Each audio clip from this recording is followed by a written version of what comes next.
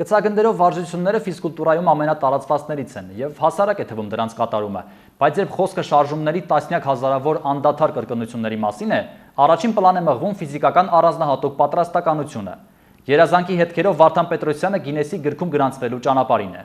3 կիլոգրամ կշռող կցագունդը կախ դրությունից ծալում դեպի վեր 12000 անգամ, տևողությունը 4 ժամ 45 րոպե։ Որտի գլխավորն եմ համարում,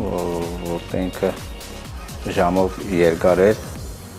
4 ժամ 45 րոպե քիչ չի։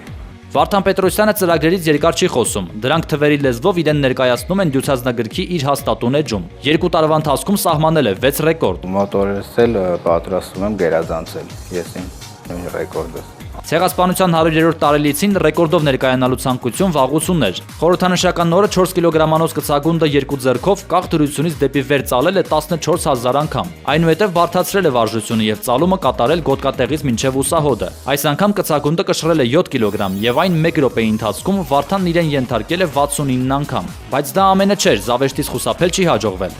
Լոնդոնում կորել է թղթերս, վարժությունը նույնիսկ պիտի կրկնեմ մի անգամ էլ Նելի ուղարկեմ։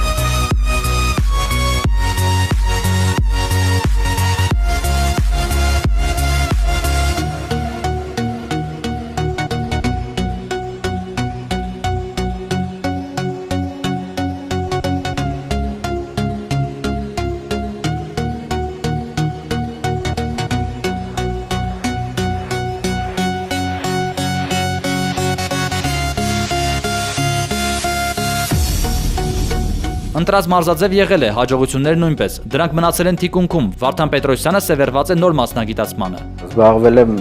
բշամարտով, բայց նշանակություն չի ունեցել իմ այս ռեկորդների մեջ։ 31-ամյա ռեկորդակիրը ձևաչափը վերափոխել չի պատրաստվում։ Կռիվը երկաթախաղի մեջ է, ծրագրերն անփոփոխ։ Գինեսի գրքում ցանկանում է հայտնվել ոչ մեկ անգամ։